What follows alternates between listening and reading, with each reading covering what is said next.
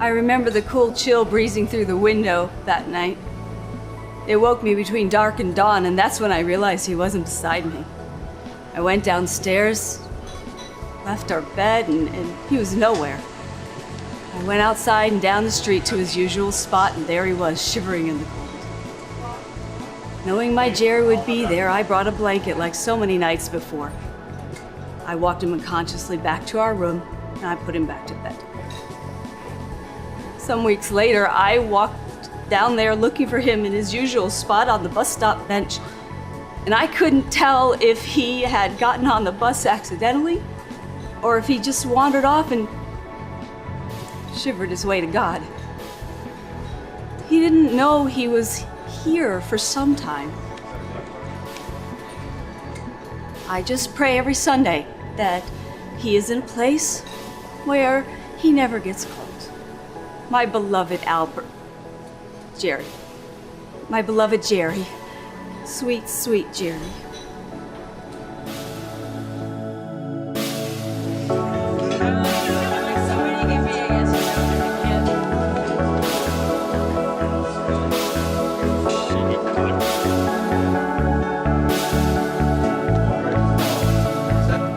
You know, I see bullying as a necessary force of good. You know, it's something that I don't think is ever really gonna go away, and something that I'm really good at. It feels good, you know? And not because I was like abused or because I'm troubled, just it makes me feel good and it makes me feel powerful. So if I see someone with a weird face, I'm gonna say something, or I'm gonna punch that face, or better yet, I'm gonna go and tell everyone who comes into contact with that weird fucking face that you have some sort of highly contagious strain of face herpes that you can get just from looking at it. I mean, could you imagine if this guy went through his whole life with nobody telling him he had a weird fucking face? I mean, could you imagine?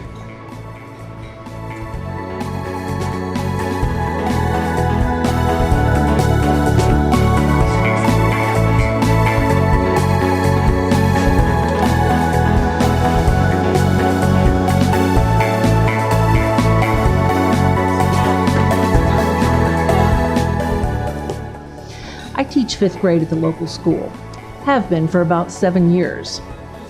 I teach the same syllabus every year, so I do the same thing over and over and over again.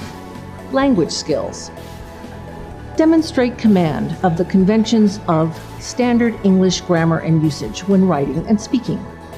Explain the function of conjunctions, prepositions, interjections, in general and in particular sentences. Form and use of the standard perfect verb tenses. I am bored. I have been bored. I will be bored. You get the point. But the worst thing, I go home every evening to my husband, and as my mother religiously asked my father at dinner, for the sake of small talk, I ask him, "Hi, hun, how was your day?" And he answers, "Same old, same old."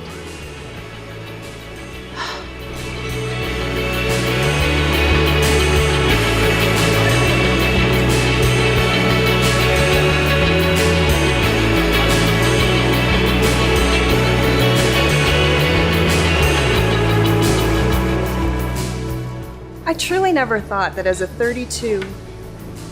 39-year-old woman, that getting bacon and eggs from a diner with a C Health Code rating and a freaking dollar menu would be considered dining out.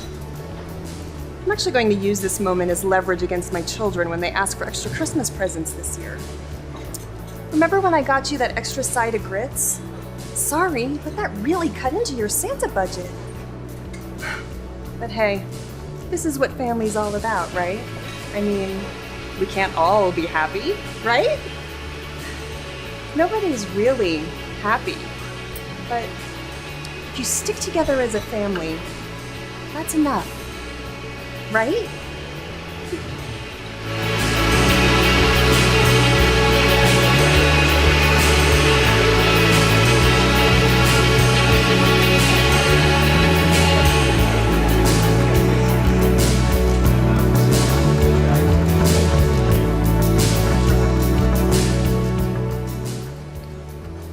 People always say, you don't know what you have until it's gone. Well, I think it's really, you don't know what you don't want until you have it. I mean, don't get me wrong. I love my family, but I tell you, those 3 months when they're all away at summer camp, it's great. It's kind of like when you were a kid. You used to get the day off of school for a snow day. Well, I find myself wishing and dreaming that every day, forever, is a snow day. Sometimes when I'm driving in the van and there's this screaming and yelling coming from behind, I imagine that road is snow-covered and icy, and that van is just so hard to keep on the road. Well, then I get my snow day. And I know I should feel guilty for having these thoughts, but it's where I find my peace.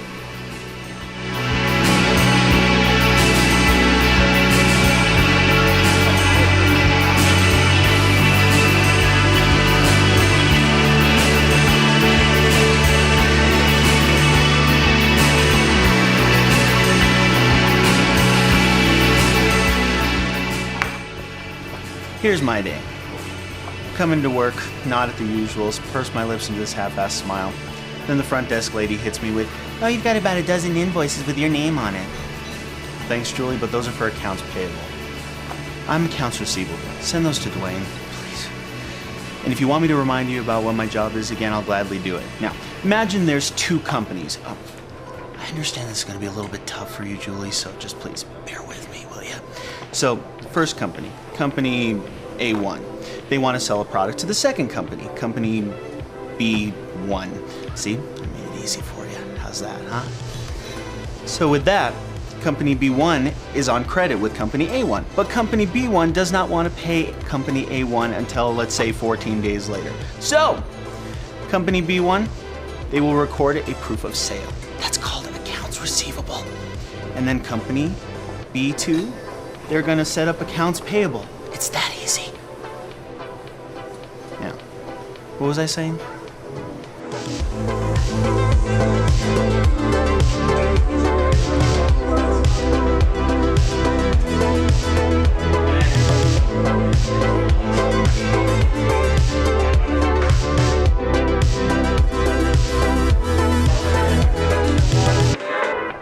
If you get pulled over in this town by me or one of my boys, we will give you any excuse in the book.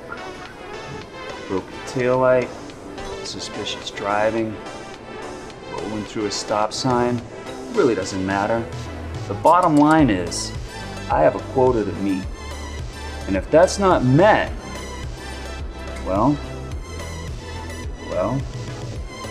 if that's not met, you better believe we're gonna be doubling down the next month. I mean, could you imagine if everyone in this town actually were a safe driver? I'd be out of a fucking job. And these fine citizens, they wouldn't know what to do with the money they're saving from court costs.